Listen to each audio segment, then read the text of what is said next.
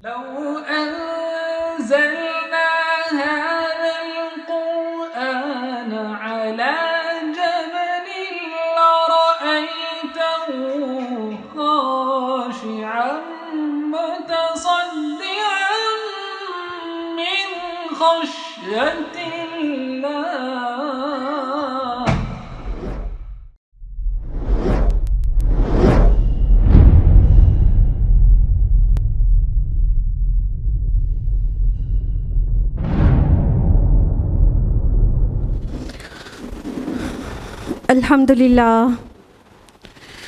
अल्हम्दुलिल्लाह वहदा वस्सलातु वस्सलामु अला मन ला नबिय्य बअद। वअऊज़ु बिल्लाहि मिनश शैतानिर रजीम। बिस्मिल्लाहिर रहमानिर रहीम। या अय्युहन नासु क़द जाअतकुम मौइज़तुम मिर रब्बिकुम व शिफ़ाउल लिमा फ़िस सुदूर व हुदन व रहमतुल लिल मुमिनीन। बिस्मिल्लाहिर रहमानिर रहीम। रब्बिश्रह ली सदरी वयस्सिर ली अमरी वहलुल उक़दतम मिन लिसानी यफ़क़हू क़ौली। मेरे अज़ीज़ बहनों, दर्स कुरान मजीद में आप सबका तहे दिल से खैर मक़दम है। अस्सलामु अलैकुम व रहमतुल्लाहि व बरकातुहू। चलिए मेरे साथ दर्स कुरान में कौन सी सूरह चल रही है बताइए? सूरह मुमिन। और बहुत अहम आयत चल रही थी, यानी उस बंदे मोमिन का खुतबा चल रहा था जिनके एजाज़ के तौर पर इस सूरह का नाम सूरह अल मुमिन है। तो लास्ट टाइम तक हम लोगों ने कितनी आयत तक मुकम्मल कर लिया था? बिल्कुल सही, आयत नंबर 29 तक। और आज हम लोग आयत नंबर 30 से कंटिन्यू करेंगे। और वो बंदे मोमिन जो कि फ़िरऔन के अहल में से था, मतलब आले फ़िरऔन में से था।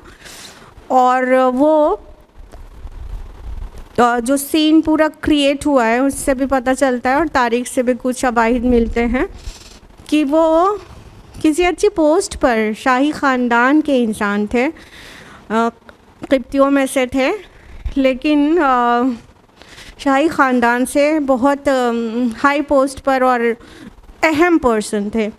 और अल्लाह ताला ने उन्हें हिदायत दी और वह मूसा अलैहिस्सलाम पर ईमान ले आए। जब मूसा अलैहिस्सलाम के कत्ल की साजिश होने लगी तब उनको अपने ईमान को मज़ीद छुपाना मुनासिब नहीं महसूस हुआ और वो बोल उठे मूसा अलैहिस्सलाम के फ़ेवर में। और जिस तरह का खुतबा दिया है कि उसमें हर चीज़ मौजूद है जो एक नासिह के खुतबे में होनी चाहिए। तो पहली बार फ़िरऔन ने इंटरप्ट किया आयत नंबर 29 में, जो हम लोगों ने पिछली बार जाना था। आयत नंबर 30 में वो मर्द मोमिन बग़ैर कोई नोटिस लिए फ़िरऔन के इंटरप्ट करने का, बग़ैर कोई नोटिस लिए अपने खुतबे को कंटिन्यू कर देते हैं। सो लेट्स बिगिन विद आयत नंबर 30। औज़ु बिल्लाहि मिनश शैतानिर रजीम। बिस्मिल्लाहिर रहमानिर रहीम। वक़ाल अल्लज़ी आमना या कौमी। उस मर्द मोमिन ने कहा कि ए मेरी कौम, इन्नी अख़ाफ़ु अलैकुम मिस्ल यौमिल अहज़ाब, मुझे अंदेशा है तुम पर ऐसे दिन का जो दिन पहली कौमों पर आए थे। तो अब वो मोमिन अपनी कौम को, यानी फ़िरऔन और आले फ़िरऔन जो कोर्ट में सब बैठे हैं, उनको आने वाले दिन से ख़बरदार कर रहे हैं। यानी तुम मूसा के दुश्मन हुए हो, उनको कत्ल करने की प्लानिंग कर रहे हो। मुझे डर है कि तुम पर भी वो दिन ना आ जाए जो तुमसे पहले की अक़वाम पर आया था। यानी अल्लाह के रसूल को जिस कौम ने भी कत्ल करने की प्लानिंग की तो अल्लाह ताला ने उन्हें ऐसा नामुराद किया कि उस कौम पर ही अज़ाब आ गया और उनको नसीया मनसिया कर दिया गया और अल्लाह ताला ने अपने रसूलों को बचा लिया। तो वो बंदे मोमिन हिस्ट्री का भी रेफरेंस दे रहे हैं। आप लोगों से कहा था ना हमने कि हम आपको दावत की हिकमतें कोशिश करेंगे कि बताते चलें। तो देखिए, तारीख़ का जो इल्म है, हिस्ट्री की नॉलेज है, वो बहुत इम्पॉर्टेंट होती है। दीन की दावत में भी बहुत इम्पॉर्टेंट होती है। और क्योंकि जब जो इंसान हिस्ट्री जानता रहता है ना, तो अक़वाम के उरूज व ज़वाल उसे पता रहते हैं। तो अक़वाम के उरूज व ज़वाल का पता होना अल्लाह सुब्हानहू व तआला की कई सुन्नतों को समझने में बहुत आसानी कर देता है। तो ये मर्द मोमिन अब तारीख़ का हवाला दे रहे हैं। अगली आयत में फरमाया मिथल दअब कौम नूह व आद व समूदा वल्लज़ीना मिन बअदिहिम, जैसा कि मामला हुआ था कौम नूह का और कौम आद और कौम समूद और उनके बाद की कौमों का। वमल्लाहु युरीदु ज़ुल्मन लिल इबाद, और अल्लाह तो अपने बंदों पर किसी किस्म के जुल्म का इरादा नहीं रखता। अब वो बंदा मोमिन बहुत ही नासिहाना अंदाज में कहते हैं मुझे डर है कि पिछली अक़वाम की तरह तुम पर भी अज़ाब ना आ जाए, जैसा कि कौम नूह के ऊपर आया था, आद और समूद के ऊपर आया था और उसके बाद की कौमों पर भी आया था।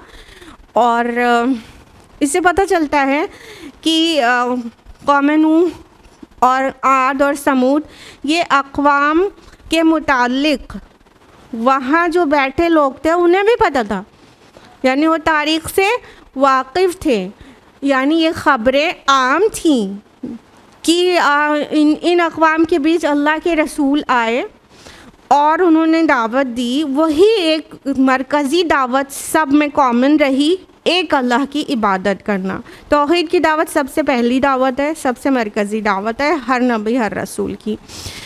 तो जिन अक़वाम ने रसूलों की मान कर नहीं दिया, फिर उसके बाद फ़ाइनली उनके जान के पीछे पड़ गए, तो अल्लाह ताला ने उन पर अज़ाब ला दिया। तो नूह अलैहिस्सलाम की कौम और हूद अलैहिस्सलाम की कौम, आद और सालेह अलैहिस्सलाम की कौम, समूद का तज़किरा करके हिस्ट्री के रेफरेंस दे के वो उन्हें याद दहानी करा रहे हैं कि अल्लाह और रसूल की नाफरमानी का क्या नतीजा निकल सकता है। ये पीछे की अक़वाम को देख के अपने को सही कर लो। और इतनी समझदारी से फरमाया कि अल्लाह तो अपने बंदों पर जुल्म का इरादा नहीं रखता, यानी ये जो अक़वाम पर अज़ाब आया है वो अल्लाह के अदल की बुनियाद पर आया है और अल्लाह के रसूलों के ख़िलाफ़ तदाबीर करने की वजह से आया है। और इन रसूलों का आना ही इस बात की दलील है कि अल्लाह ताला किसी भी कौम पर जुल्म नहीं करना चाहता, तभी तो भेज दिया रसूल। यानी अगर रसूलों को नहीं भेजते अल्लाह ताला और किसी कौम की नाफरमानी पे बस डायरेक्ट अज़ाब आ जाता, तो हो सकता है कि वो अक़वाम रोज़े क़ियामत अल्लाह ताला से हुज्जत करती, किसी को तो भेज देते, कोई तो हमें सिखाने वाला होता, कोई तो बताने वाला होता, ये नहीं करो और ये करो, तो हम मान लेते, तो फिर हम संवर जाते। हो सकता है ये हुज्जत करे। तो अल्लाह ताला अपनी रहमत की शक्ल में रसूलों और नबियों को भेजते हैं ना, कि जाके समझा दें। और हमारा और आपकी तरह रसूलों की दावत नहीं होती, इत्माम हुज्जत तक कर देते हैं, पूरी तरह से बात को वाज़े कर देते हैं और कभी नहीं छोड़ते जब तक अल्लाह की तरफ से हिजरत का हुक्म नहीं आता। तो ये रसूलों को भेजा जाना इस बात की दलील है कि अल्लाह का इरादा जुल्म करने का नहीं है। लेकिन रसूलों के भेजने के बाद, सारी वजाहत होने के बाद, हक़ खुल कर सामने आ जाने के बाद, कई वजूहात से जो कौम नहीं मानेगी, यानी वो तकब्बुर और जुल्म की बुनियाद पर नहीं मानेगी, तो ही उन पर अज़ाब आएगा। और अज़ाब अल्लाह के इंसाफ के लिए ज़रूरी है। वया कौमी इन्नी अख़ाफ़ु अलैकुम यौम तनाद, और ऐ मेरी कौम के लोगों, मुझे अंदेशा है तुम पर चीख पुकार के दिन का। यौम तनाद क़यामत का ही एक और नाम है। तनाद लफ्ज़ निदा से है। निदा लफ्ज़ से आप लोग वाकिफ़ है ना, निदा पुकार को कहते हैं। तनाद का मतलब एक दूसरे को पुकारना, कोई इन्हें पुकारे, कोई इन्हें पुकार रहे, चीख रहे, चिल्ला रहे, एक दूसरे को पुकार रहा है। तो बंदे मोमिन कहते हैं कि ऐ मेरी कौम के लोगों, मुझे तुम पर यौम तनाद का डर है, अंदेशा है, मैं डर रहा हूँ इस बात से। इस वक्त यौम तनाद क़यामत को क्यों कहा गया? क्योंकि यहाँ तो तुम बड़े कंफर्ट जोन में हो, तुम सब को अल्लाह ने बड़ी बड़ी पोजीशन दी है। फ़िरौन सामने है, बाकी फ़िरौन के कोर्ट में वो सब भी बड़ी बड़ी पोजीशन पर लोग हैं, बहुत बहुत दौलतमंद हैं, बहुत बहुत इज़्ज़त और बहुत प्रोटोकॉल्स उन्हें मिलती है। तो यहाँ तो तुम बड़े ऐश से रह रहे हो और तुम एक मासूम रसूल को कत्ल करने की साजिशें कर रहे हो। लेकिन ज़रा सोचो उस दिन क्या होगा जिस दिन कोई किसी का पुरसाने हाल नहीं होगा, भगदड़ मची हुई होगी, चीख पुकार मची हुई होगी, कोई किसी के हेल्प में नहीं आएगा, सब दूसरे को चिल्ला रहे होंगे शायद कि कोई उनकी मदद कर दे, लेकिन सब मदद मांग रहे होंगे, कोई करने के लिए नहीं आएगा। इसलिए यौम क़ियामा का एक और नाम यौमुत तनाद भी है, क्योंकि सब लोग एक दूसरे को पुकारते रहेंगे, आवाज़ें देते रहेंगे। जैसे कहीं स्टैम्पेड होती है ना, भगदड़ मच जाती है कुछ, तो क्या होता है, हर आदमी कुछ ना कुछ चिल्लाता रहता है, अरे हटाओ, अरे बचाओ, अरे कोई है। इस तरह की आवाज़ें जब हर तरफ से होती हैं, वो एक सीन है जो क़ियामत का स्केच किया गया है इस लफ्ज़ के साथ, यौमुत तनाद, पुकारने वाला दिन, चीख पुकार का दिन, हाकने पुकारने वाला दिन। क्योंकि जैसे भगदड़ में कोई किसी की सुनता नहीं है, सब सिर्फ चिल्लाते हैं और मदद कोई किसी की नहीं करता, सब अपने को बचाने के लिए भागते रहते हैं इधर उधर, उस तरह का पूरा मंज़र यहाँ पर स्केच कर दिया गया है कि है मेरी कौम, उस दिन कोई सुनने वाला नहीं होगा। तुम अल्लाह के साथ माबूदाने बातिल तराशे बैठे हो और जो बंदा एक अल्लाह की तरफ बुला रहा है उसको, उसकी एक तो सुनकर नहीं दे रहे हो और दूसरा उसको कत्ल करने की साजिश करे हुए हो।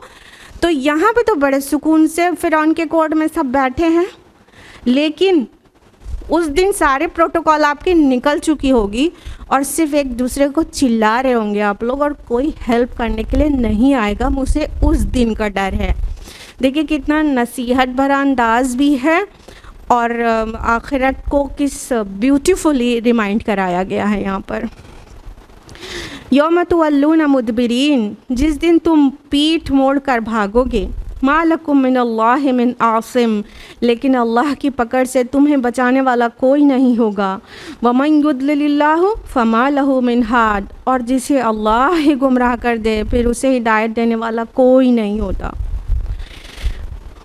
अब वो मर्द मोमिन मज़ीद उसकी वजाहत करते हैं कि देखो यहाँ पर ये फ़िरौन जो बैठा हुआ है,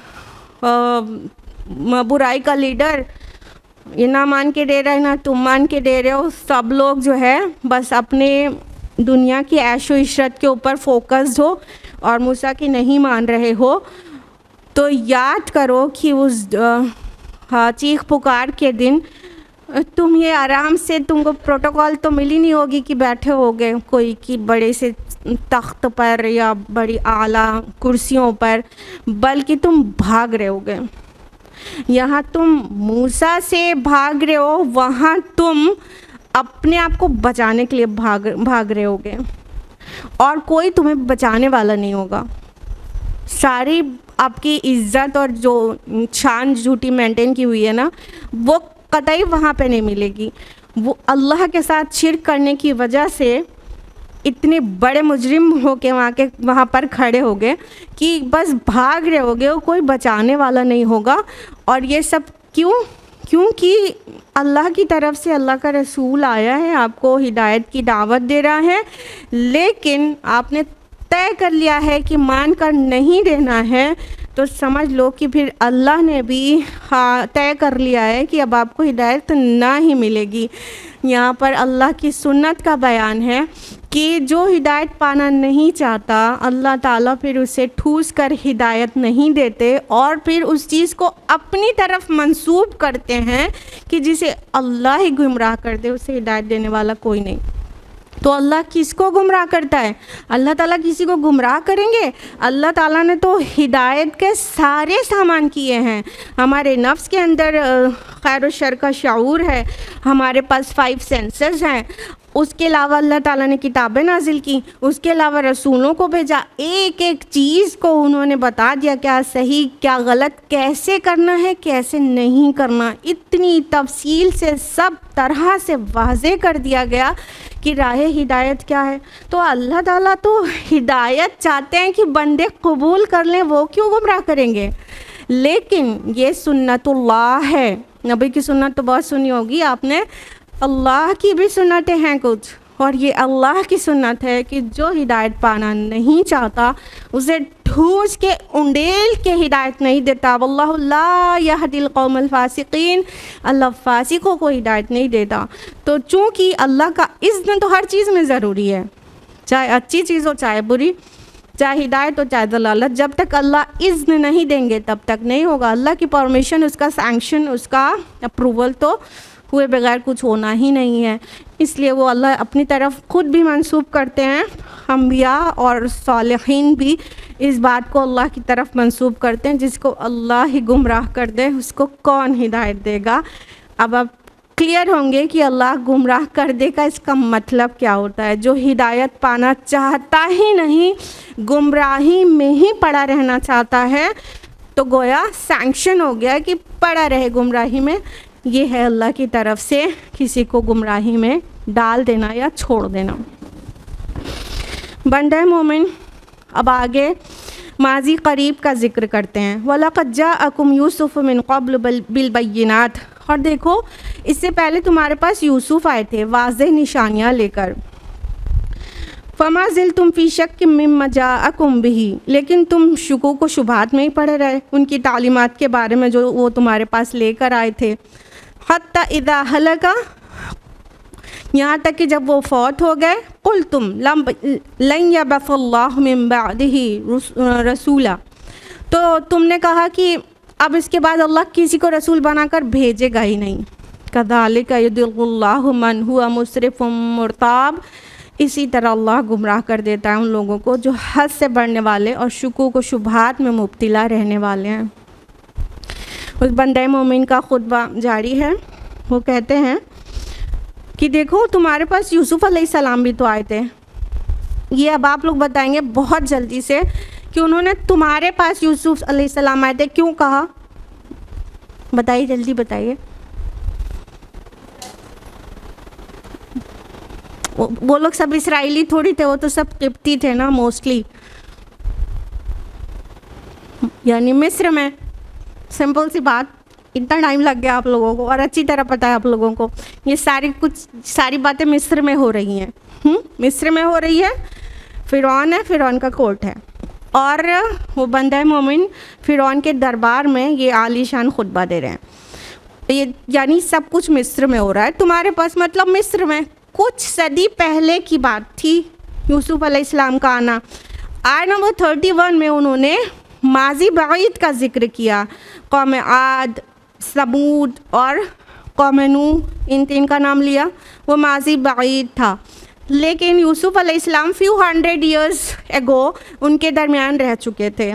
तो अब वो यूसुफ़ अलैहिस्सलाम का भी ज़िक्र कर रहे हैं कि देखो तुम्हारे दरमियान, मतलब इसी मिस्र की सरज़मीन पर यूसुफ़ अलैहिस्सलाम भी आए थे ना, और वाज़ेह निशानियाँ लेकर आए थे बिलबय्यिनात। क्यों जिक्र कर रहे हैं यूसुफ़ अलैहिस्सलाम का इस अंदाज में, क्योंकि मूसा अलैहिस्सलाम भी उसी तरह है, वो भी अल्लाह के नबी हैं, अल्लाह के रसूल हैं, और वो भी वाज़ेह निशानियों के साथ आए हैं। 9 निशानियाँ हैं मूसा अलैहिस्सलाम के पास। और ये जो पूरा सीन मालूम होता है, ये मूसा अलैहिस्सलाम के मिस्र में क़याम का आखिरी ज़माना मालूम होता है, यानी साल से वो वहाँ मौजूद हैं और दावत दे रहे हैं, और फ़िरौन और आले फ़िरौन मान कर नहीं दे रहे हैं। तो ये आखिरी ज़माने का महसूस होता है पूरा ये जो इसका ज़माना। तो कह रहे मूसा भी, यूसुफ़ भी तो आए थे आपके दरमियान, वाज़ेह निशानियाँ लेकर आए थे, लेकिन तुम्हारा मसला क्या है कि वो तुम जब तक वो तुम में रहे तुम उन पर शक ही करते रहे, शुकूक व शुबहात ने तुम्हें घेरे रहा। यानी कि जो सूरह यूसुफ़ में ये अंदाज़ तो है नहीं कि कौम का क्या रिस्पांस था, लेकिन ये तो ज़रूर है कि यूसुफ अलैहिस्सलाम से बादशाह बहुत मुतासिर हो गए थे और उनका जो बादशाह का ख्वाब की ताबीर जब बता दिया था तो बादशाह मुतासिर हो गए थे, उनको पोजीशन भी दी थी और वो बादशाह के ख़ास आदमी हो गए थे। लेकिन पूरी कौम ने क्या रिस्पांस दिया था ये नहीं पता चलता है सूरह यूसुफ से ठीक से, लेकिन यहाँ पे पता चलता है कि यूसुफ अलैहिस्सलाम के साथ भी वही कुछ हुआ था जो तमाम रसूलों के साथ, तमाम अंबिया के साथ होता है, यानी मानकर नहीं देना है, शक करना है तालीमात में, और ऐसे तो फिर ऐसे क्यों, तो वैसे क्यों, और नहीं मानने की वजह से शुकूक व शुबहात जो दिल में आ जाते हैं वो समझ लीजिए उससे पनाह मांगनी चाहिए। तो यूसुफ अलैहिस्सलाम को भी अच्छा रिस्पांस नहीं मिला था।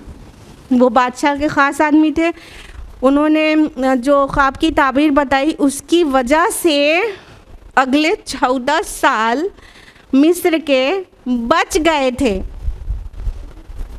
आलिशान गुजरे थे। यूसुफ अलैहिस्सलाम की वजह से, उनके ख्वाब की ताबीर परफेक्टली बताने की वजह से बच गए थे आले मिस्र। और इतना ही नहीं, मिस्र से दूसरे अराउंड के भी लोग गला ले रहे थे क्योंकि इतना परफेक्ट मैनेजमेंट करके रखा था यूसुफ अलैहिस्सलाम ने वहाँ। तो यूसुफ अलैहिस्सलाम की बादशाह से क़ुर्बत की वजह से कोई उनके मतलब उनके मुताल्लिक ऐसी साजिश तो नहीं हुई, लेकिन यूसुफ को भी तो तुमने मान कर नहीं दिया था। तुमने का मतलब वही क़िब्तियों ने उसी मिस्र में। तो आगे फरमाया कि यहाँ तक कि जब वो फौत हो गए तो तुमने कहना शुरू कर दिया कि अब अल्लाह किसी को रसूल बनाकर नहीं भेजेगा। इसके दो इंटरप्रिटेशंस हैं, कुछ मुफस्सिर इस तरह पे ज़्यादा इत्तेफाक करते हैं, कुछ दूसरे हम आपको दोनों बताते हैं।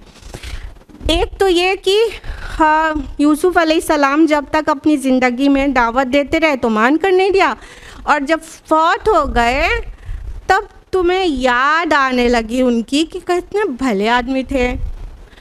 अब तो इतना भला आदमी पैदा होने से रहा, अब तो अल्लाह किसी को ऐसा बना के नहीं भेजेगा।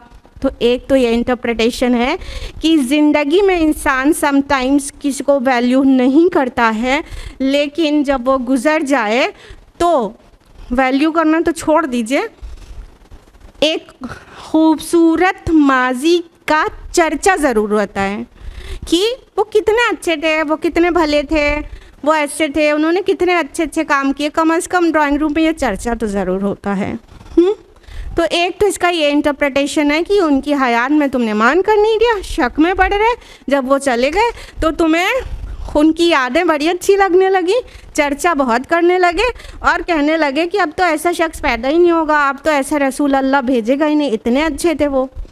दूसरा इंटरप्रिटेशन ये है कि जब उनकी हयात में भी तुमने उनके ऊपर शक किया और जब वो फौत हो गए तब तुम्हें सुकून की सांस मिली, चलो अब टोकने वाला गया, अब और इस तरह का कोई नहीं आएगा, अब किसी को अल्लाह रसूल बना के नहीं भेजेगा जो हमारे नफसानी ख्वाहिशात पर इतना कदगन लगाता हो, जो बात बात पर नफ्स की ख्वाहिश से रोक कर अपनी बात रखता हो। तो अब तो चलो गया, अब तो कोई नहीं आएगा।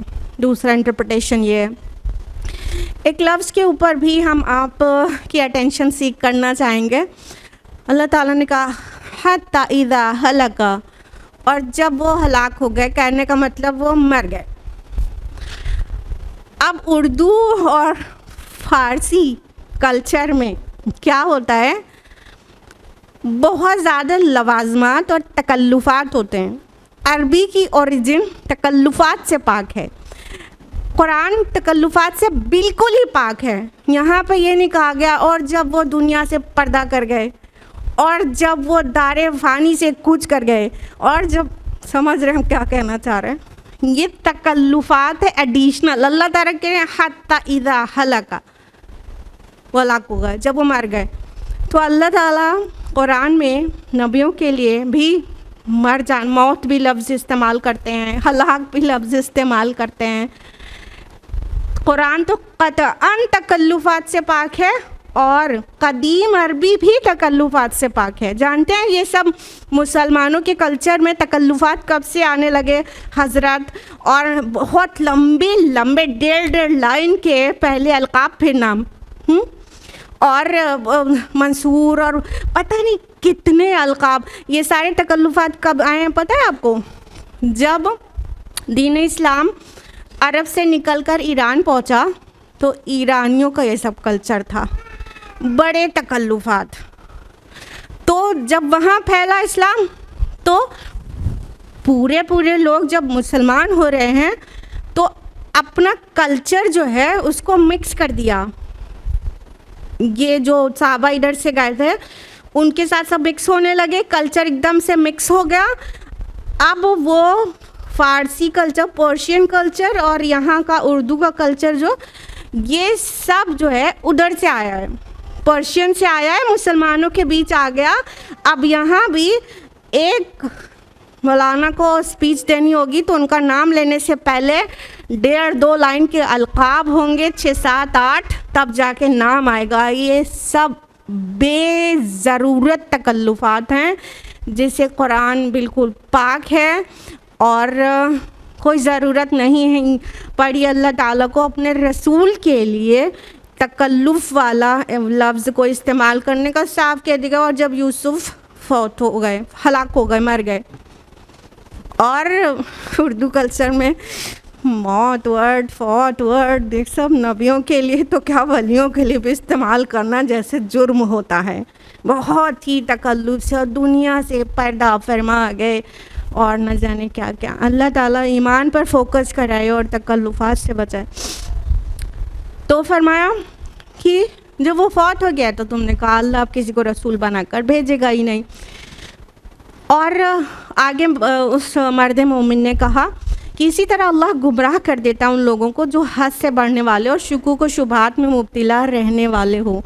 पता ये चला कि जो गुमराह होते हैं तो रीज़न क्या होता है गुमराही का? यहाँ पे 2 रीज़न्स हैं और आगे जो क़ल्ब पे मुहर लग जाती है उसके 3 रीज़न्स हैं। तो गुमराही के क्या रीज़न? मुसरिफ़ मुर्ताब। मुसरिफ़ असराफ से है, मतलब हद से निकलना। एक्स्ट्रावेगेंस को कहते हैं ना, ज़रूरत से ज़्यादा खर्च कर देना या ज़रूरत से ज़्यादा अमल में हो जाना। मुर्ताब वो जो बहुत ज़्यादा शक करे। तो शक दिल की चीज़ है ना, दिल में शक आता है।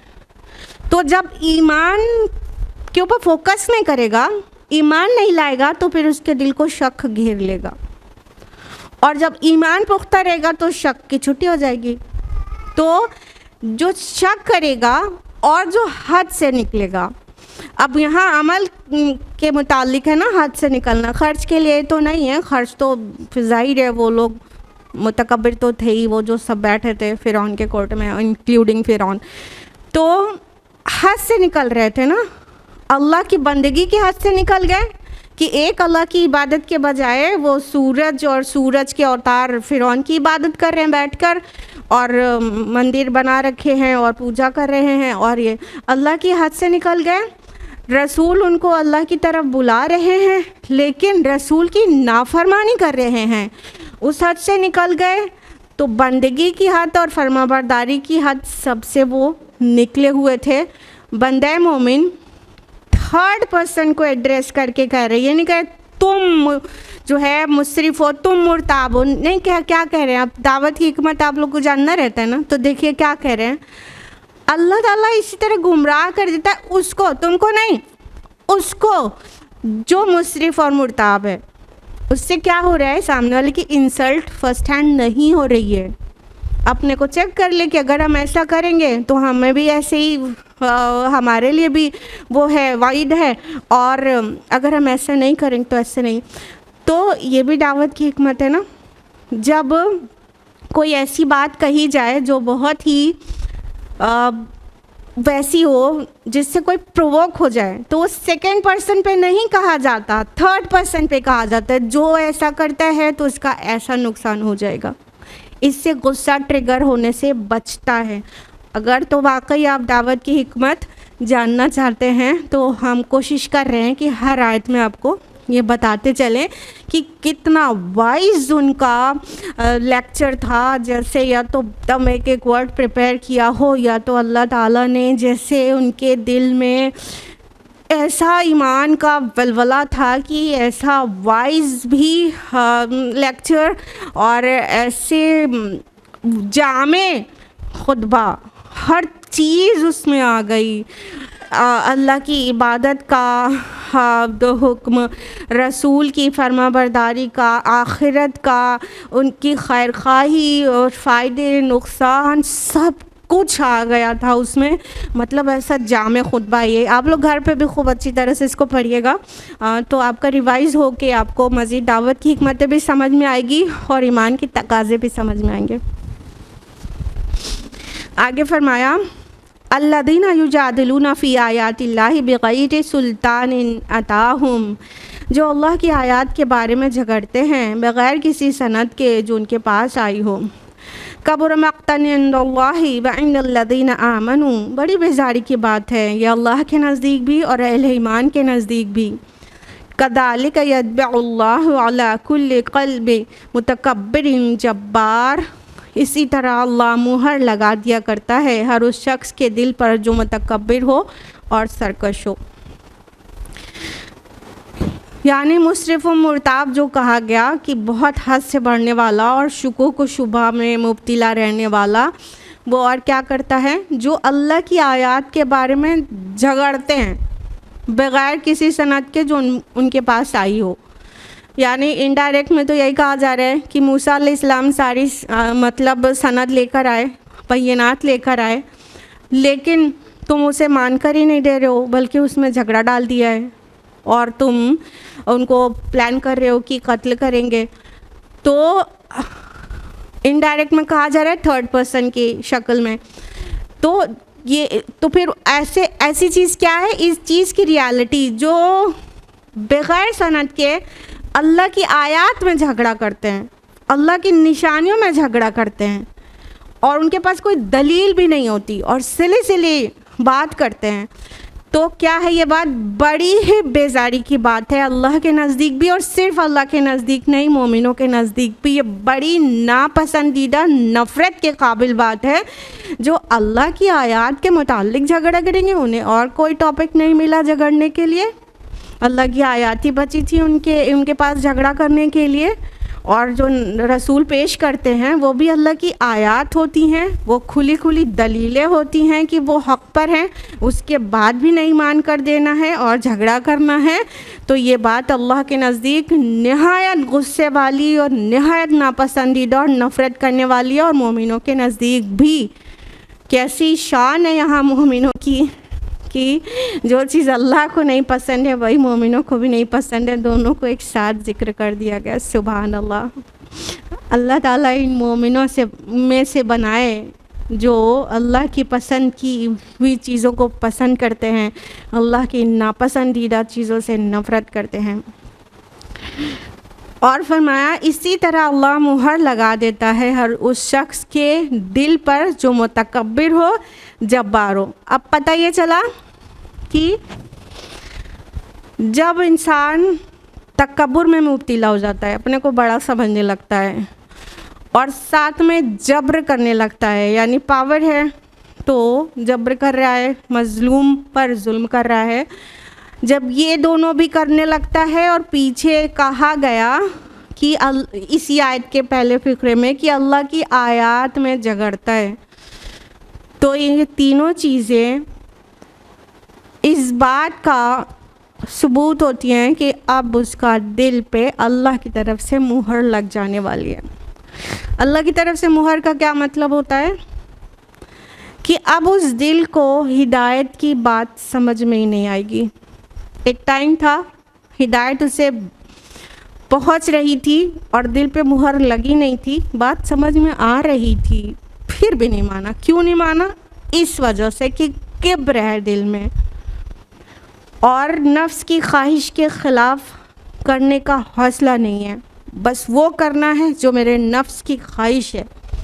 तो इस तरह जो नफ्स के बंदे होते हैं और उनके अंदर किब्र भी होता है कि नफ्स की ख्वाहिश की पैरवी इसलिए करनी है क्योंकि अपने किब्र को ठेस पहुंच रही है। रसूल की बात मान लेंगे तो उनके ताबे होना पड़ेगा और वो उनको मंजूर नहीं था। तो ऐसे लोग जो अपने को बड़ा समझते हैं और दूसरों पर जबर भी करते हैं और अल्लाह की आयत में बग़ैर किसी दलील के झगड़ा करते हैं तो वो स्टैम्प कर दिए जाते हैं।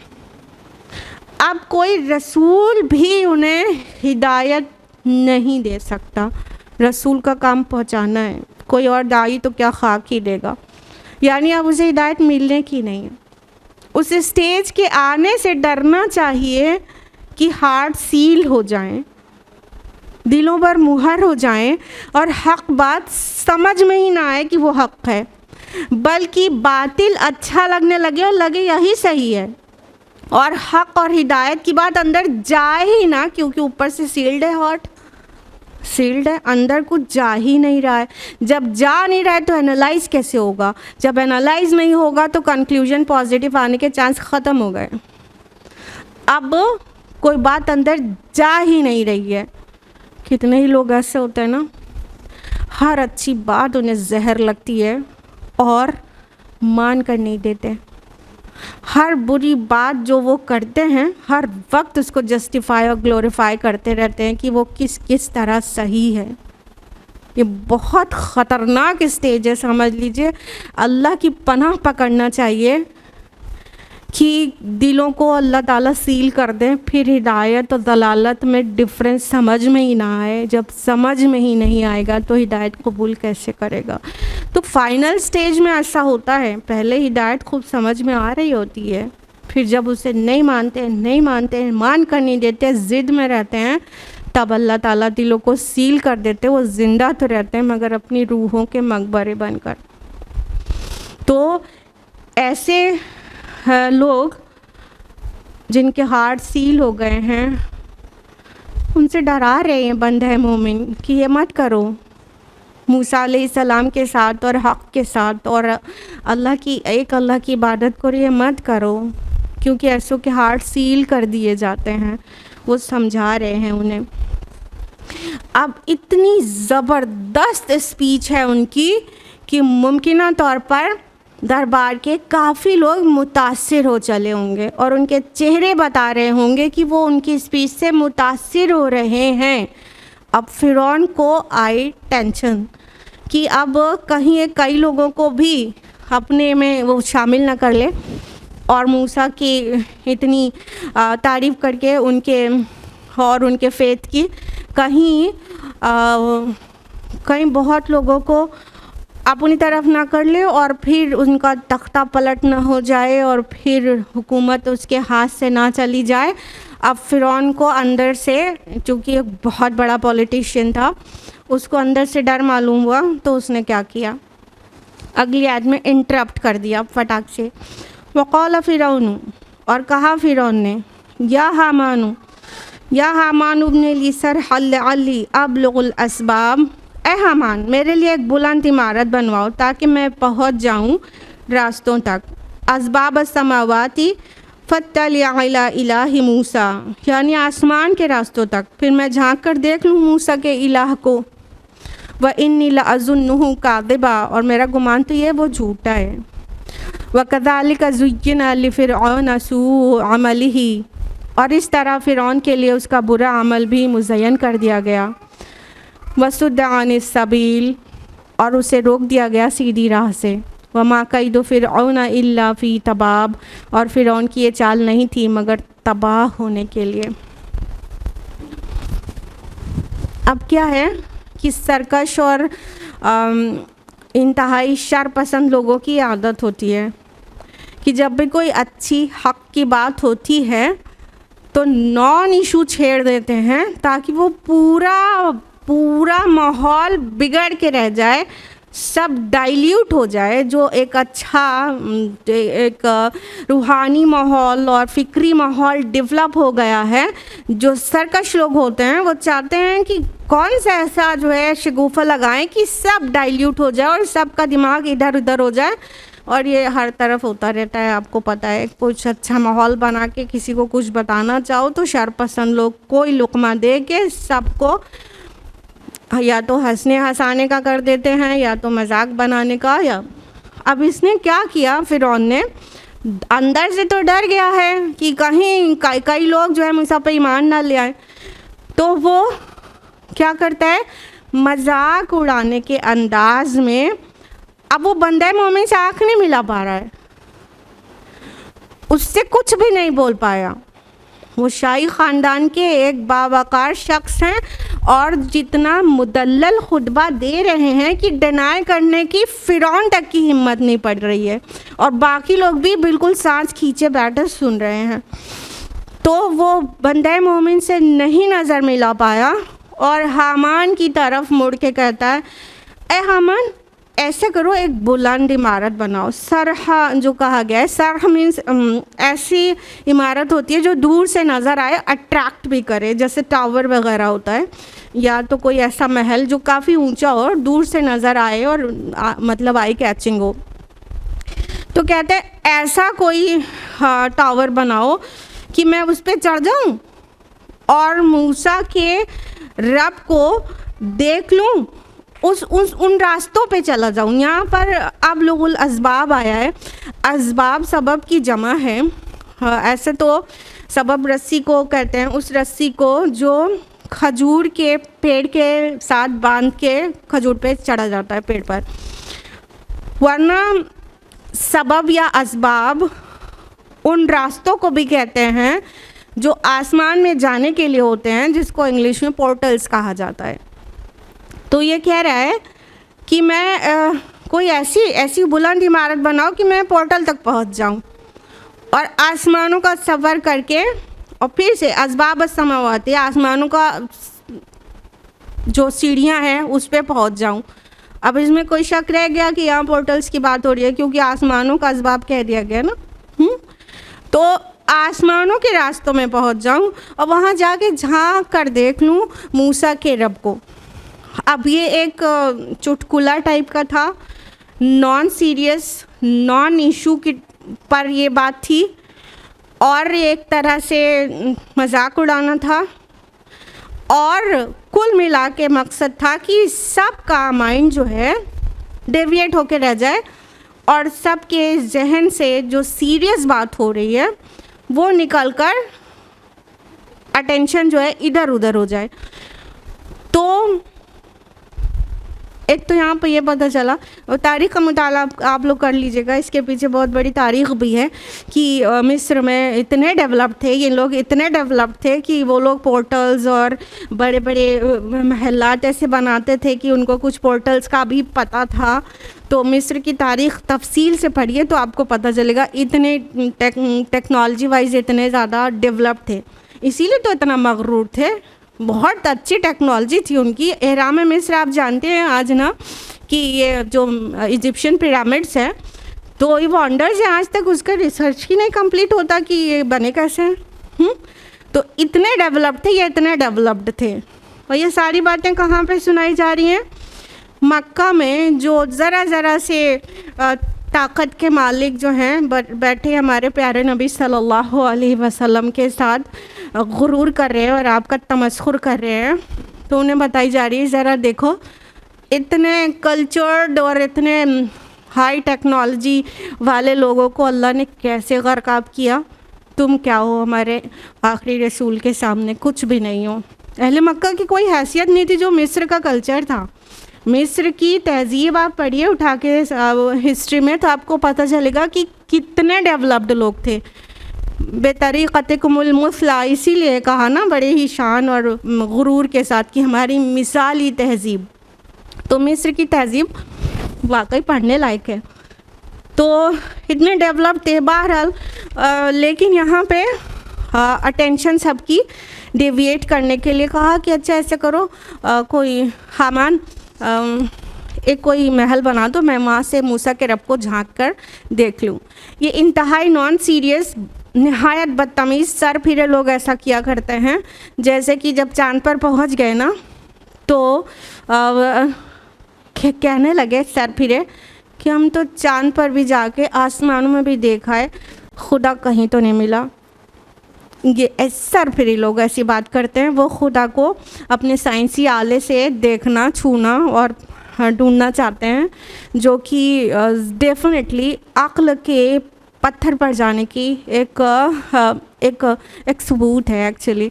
तो यही काम किया था फ़िरौन ने भी कि ज़रा मैं किसी पोर्टल में जाके मूसा के रब को देखा हूँ, मुझे तो ये नहायत झूठा लगता है। अल्लाह ताला ने उसके जवाब में क्या कहा कि इस तरह फ़िरौन के लिए उसका बुरा अमल मुज़य्यन कर दिया गया। जब इंसान, ध्यान से सुनिएगा, जब इंसान हक़ का इनकार करना शुरू कर देता है तो उसका बुरा अमल भी उसे अच्छा दिखा दिया जाता है और वो समझता है वो उसने बड़ा कमाल काम किया। तो यहाँ पर इतना बुरा काम था कि रसूल की तौहीन किया और मजाक उड़ाया, लेकिन वो अपने तय सोच रहा होगा, वाह मैंने कैसा तमाशा बनाया मूसा का, और बड़ा अच्छा लग रहा होगा उसको। हाँ, तो क्या है, जब हक़ का इनकार किया जाएगा और तकब्बुर किया जाएगा तो बुरी बात को भी मुज़य्यन कर दिया जाएगा, उसे डेकोरेट कर दिया जाएगा और इंसान डींगे मारता फिरेगा। अरे मैंने तो उन्हें ये जवाब दे के ऐसा चुप कराया कि बस मज़ा ही आ गया, और फिर ताली पीट कर सब हंसेंगे कि वाह तुम तो बड़े कमाल हो, खूब पीठ थपथपाई जाएगी उस बुरे अमल के लिए जो अल्लाह को गज़बनाक करने वाला है, लेकिन इंसान को लग रहा है मैंने बहुत तीर मार लिया। तो ध्यान रहे ये कब आ रहा है, जब इंसान हिदायत को कबूल नहीं कर रहा और तकब्बुर कर रहा है और मान कर नहीं दे रहा है, तो अब उसका बुरा अमल भी उसके लिए अच्छा बना दिया जाएगा। वो बुरे अमल को बुरा नहीं, यानी जो अंदर से गिल्ट आता है ना, ये मैंने क्यों किया, फिर तौबा करता है, तो तौबा की तौफीक कैसे होगी जब गिल्ट ही नहीं आएगा। बुरा अमल भी अच्छा हो गया। जैसे आजकल एकदम आम है सोसाइटी में, झूठ बोल के आएंगे, मैंने उन्हें ऐसा ब्लफ दिया, फिर सब शाबाशी देंगे कि वाह तुमने तो बहुत बढ़िया ब्लफ दिया। बुरे को अच्छा समझने लगते हैं ना, और सब मिल के अच्छा समझते हैं। तो ये बहुत बुरे साइंस हैं। और फरमाया कि और उसे रोक दिया गया सीधे रास्ते से, और फ़िरौन की चाल नहीं थी मगर इल्ला फ़ी तबाब, मगर तबाह होने वाली। तो जब इस तरह से हक़ को ठुकराया गया तो उसके नतीजे में फ़िरौन को क्या मिला कि उसे सीधे रास्ते की जो तौफीक थी वो सल्ब कर ली गई। फिर उसने खूब चालें चली मूसा अलैहिस्सलाम के ख़िलाफ़ भी और बाद में बंदे मोमिन के ख़िलाफ़ भी, लेकिन सारी चालें उसकी तबाह होने वाली थीं, कोई भी कामयाब नहीं हुई। वमकरू वमकरल्लाहु वल्लाहु खैरुल माकिरीन। वो भी प्लान करते हैं, वो भी चाले चलते हैं, और अल्लाह भी प्लान करता है, लेकिन याद रखो अल्लाह बेस्ट प्लानर है। अल्लाह ताला इस चीज़ पर भी कादिर है कि जो जाल बुना गया है किसी के लिए, उसमें उसको ही फंसा दे जिसने बुना है। तो वल्लाहु खैरुल माकिरीन। फ़िरौन की कोई भी चाल कामयाब होने वाली नहीं थी, कामयाबी मूसा और मूसा के पैरोकारों को ही मिली। सुभानअल्लाह। इल्ला फ़ी तबाब, ये तब्बत यदा पढ़ते हैं ना कि दोनों हाथ जो है अबू लहब के वो तबाह हो गए, टूट गए, बर्बाद हो गए। तो किसी चीज़ के तबाह मीन्स होता है किसी चीज़ के नुकसान के होते होते बिल्कुल तबाह हो जाना। तो फ़िरौन की सारी चालें तबाह हो गई। अब बंदे मोमिन फ़िरौन के इंटरप्शन के बाद, मजाक बनाने के बाद, माइंड डेविएट करने के बाद भी डेविएट नहीं हुए खुद, ना ही अपना कॉन्फिडेंस लूज़ किया। उसी कॉन्फिडेंस से वो बंदे मोमिन फिर कंटिन्यू हो गए और उसकी बात का कोई नोटिस ही नहीं लिया और रिस्पांस नहीं दिया, उसकी बात का रिस्पांस नहीं दिया। ये अक्लमंदों की निशानी होती है। अक्लमंद क्या करते हैं, दलील से बात करते हैं, दलील और अक्ल वाली बात का जवाब देते हैं। लेकिन जब बात का जवाब दलील और अक्ल से मिलने के बजाय अक्ल पे पत्थर पड़ने वाले जवाब मिले, नॉन इशू पे बात होने लगे, तो उस बात पे रिस्पॉन्ड नहीं करते। तो ये बंदे मोमिन कंटिन्यूड हैं, अपने खुतबे को कंटिन्यू करते हैं और फ़िरौन की सिले पॉइंट का जवाब नहीं देते हैं। वक़ाल अल्लज़ी आमना, और कहा उस बंदे मोमिन ने, या कौमी, ए मेरी कौम, इत्तबिऊनी अहदिकुम सबीलर रशाद, तुम मेरी पैरवी करो, मैं तुम्हारी रहनुमाई करूँगा सीधे रास्ते की तरफ। अब देखिए ये उस बात का जवाब है जो फ़िरौन ने आयत नंबर 29 में कही थी। क्या कहा था उसने, वमा अहदीकुम इल्ला सबीलर रशाद, कि मैं तुम्हें बिल्कुल सही रास्ते की तरफ ले जा रहा हूँ, मैं सही रास्ते की रहनुमाई कर रहा हूँ, जो मुझे सही लग रहा है मैं उसकी रहनुमाई। पहली बार जब इंटरप्ट किया था फ़िरौन ने तो ये कहा था ना, मुझे जो सही लग रहा है, मुझे जो दिख रहा है, मैं वो तुम्हें बता रहा हूँ, और बिल्कुल सही रास्ते की तरफ मैं रहनुमाई कर रहा हूँ। ख़ुद तो फसादी था और अपने को मुस्लिह बता रहा था। और उस बंदे मोमिन की जसारत देखिए, फ़िरौन के बड़े दरबार में कह रहा है, नहीं नहीं मेरी पैरवी करिए, है मेरी कौम के लोगों, मेरी पैरवी करिए, ये क्या बताएगा सबीलुर रशाद, मैं बताऊंगा।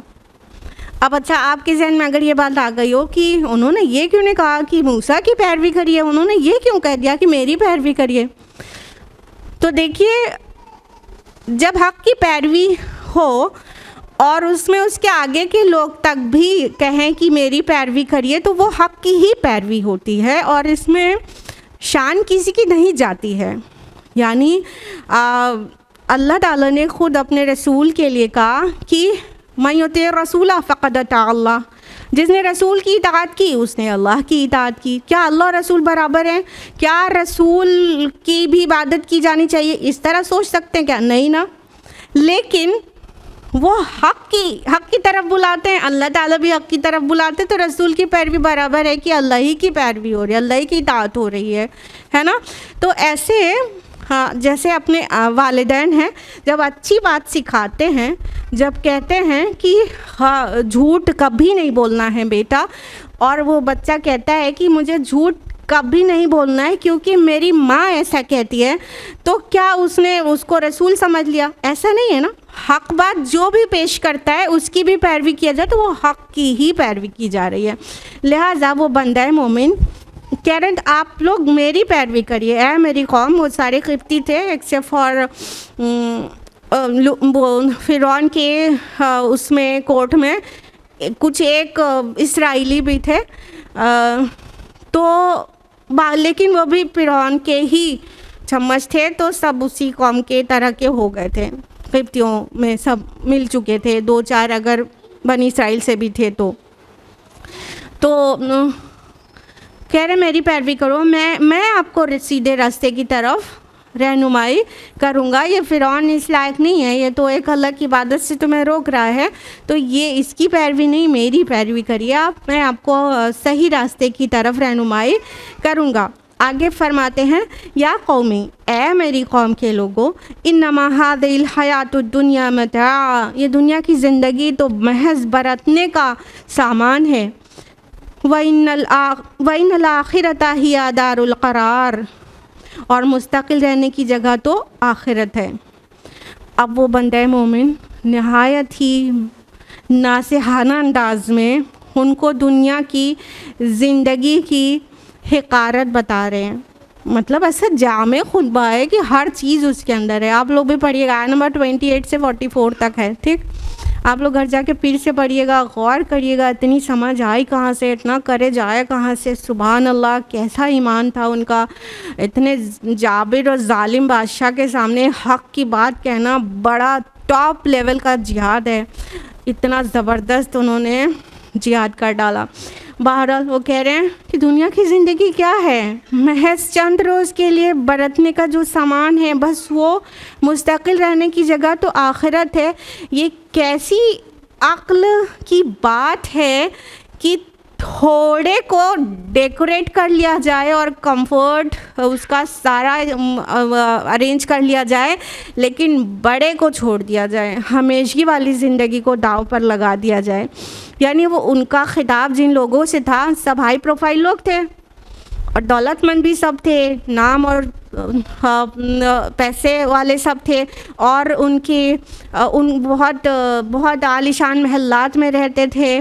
तो इतने हाई प्रोफाइल लोगों का जो मेन कंसर्न होता है वो कंफर्ट जोन होता है, ऐशो इशरत का सामान होता है कि और उनको दौलत की हवस होती भी इसीलिए है कि और इशरत और ऐश और ज़्यादा दुनिया की लग्जरीज़ बढ़ाते जाना है। तो वो सारी लग्जरीज़ के मुकाबले में उन्होंने कहा कि ये जो सब कुछ तुम दुनिया में जमा कर रहे हो ना, ये तो यूं ही सामान है बरतने का, और हमेशा जो दारुल करार है ना, वो तो आखिरत का घर है, जो तुम मूसा अलैहिस्सलाम की दावत को ठुकरा कर और एक अल्लाह की इबादत को ठुकरा कर उसके साथ शिर्क कर वो वाली हमेशा वाली ऐश इशरत को छोड़ रहे हो और ये छोटे से को गले लगा रहे हो। ये कैसी अक्ल की बात है? क्या ये अक्ल की बात है? मन आमिला सय्यतन फला युजज़ा इल्ला मिस्लहा, जिसने कोई बदी कमाई होगी उसे बदला मिलेगा उसी के मानिंद। वमन आमिला सालिहन मिन ज़करिन औ उन्सा वहुवा मुमिनुन, और जो कोई नेक अमल करेगा, मर्द हो या औरत लेकिन हो वो मोमिन, फ़उलाइका यदखुलूनल जन्नत युरज़क़ून फ़ीहा बिग़ैरि हिसाब, तो वही लोग जन्नत में दाखिल होंगे और वहाँ उन्हें रिज़्क़ मिलेगा बग़ैर हिसाब। अब बात उन्होंने मज़ीद वाज़े कर दी उन अमीर लोगों के दरमियान कि देखो, जो कोई बुराई कमाएगा उसको उसका बदला मिलेगा उसी के मानिंद। इसमें एक अल्लाह के इंसाफ और फ़ज़ल का भी इतने कम अल्फाज में बहुत बड़ा तज़किरा है कि बुराई का बदला सिर्फ़ उसके बराबर मिलता है।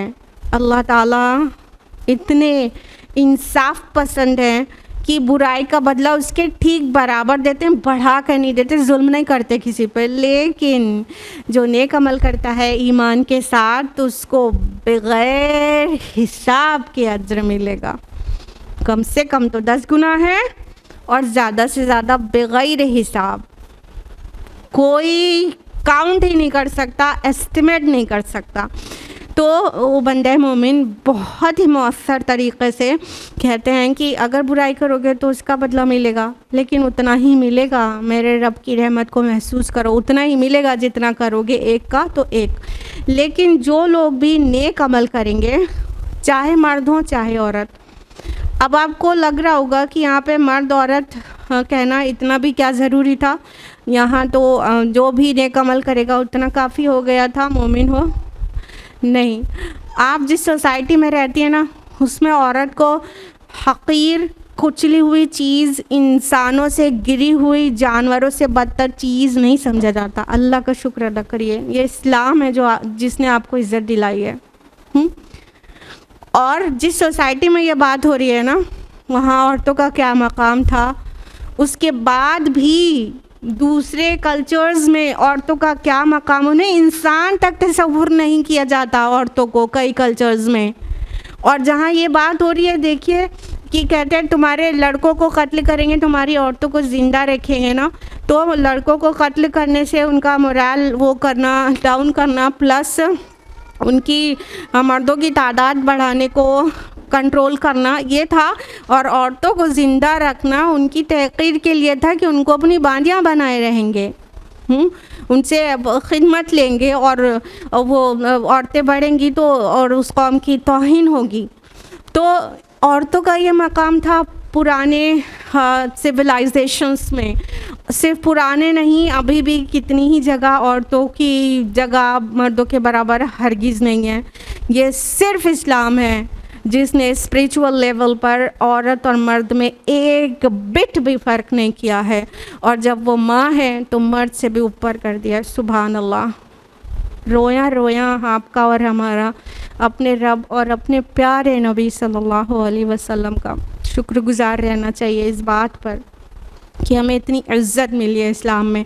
तो इसलिए अब आप देखिए जहाँ पे औरतों को कोई इज़्ज़त ना हो वहाँ पर इस बात की अहमियत बढ़ जाती है, चाहे वो मर्द हो चाहे औरत, कोई भी हो, बस वो आमाले साले करेगा और वो ईमान रखेगा तो उसको बराबर का अज्र मिलेगा, जन्नत में जगह मिलेगी, बग़ैर हिसाब के रिज़्क़ मिलेगा, ऐसा हिसाब जो ना आप लगा सकते हो, यानी आप एस्टिमेट नहीं कर सकते हो, आप तसव्वुर नहीं कर सकते हो, या आप क्वालिटी भी पहचान नहीं सकते हो, वैसा रिस्क मिलेगा बग़ैर हिसाब, बग़ैर हिसाब।